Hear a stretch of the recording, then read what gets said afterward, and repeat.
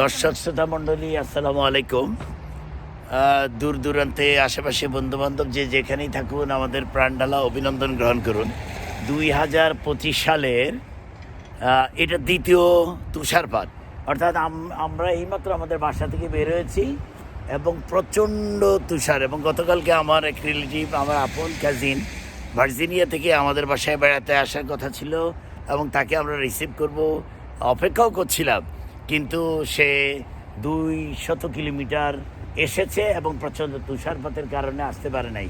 মিতু তাদের জন্য রান্নাবান্নাও করেছিল এবং সেই রান্নাবান্না আজকে আমরা ঘরে বসে নিজেরা খেয়েছি এবং উপভোগ করছি।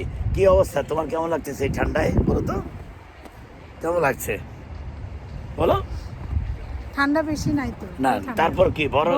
এটা কি এটা না, এই বরফটা কি এই বছরে কি সেকেন্ড টাইম? হ্যাঁ, সেকেন্ড টাইম। না, কেমন কত, মানে যা আবহাওয়া অধিদপ্তর বলেছিল 8 থেকে 10 ইঞ্চি, কিন্তু আমরা প্র্যাকটিক্যালি দেখলাম মাত্র 2 থেকে 3 ইঞ্চি হবে। তার মানে আল্লাহ রাব্বুল আলামিন কখন কি মনে করবেন, কত ইঞ্চি বরফ ফেলবেন, কি মহাপ্রলয় আসবে না আসবে, এটার একমাত্র রাব্বুল আলামিন জানে।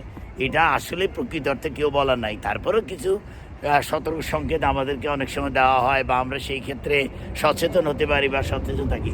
তারপরেও যে যেখানে থাকুন সুন্দর থাকুন এবং নিরাপদ থাকুন, অর্থাৎ দুঃসময় বা বাজে পরিবেশে বা আবহাওয়াতে আপনারা নিজেদেরকে সংযত রাখুন, সুন্দরভাবে জীবনযাপন করুন। সবাই ভালো থাকুন। আরেকটা সুন্দর ভিডিও নিয়ে আসার আগ পর্যন্ত যে যেখানে থাকুন ভালো থাকবেন। আল্লাহ হাফেজ।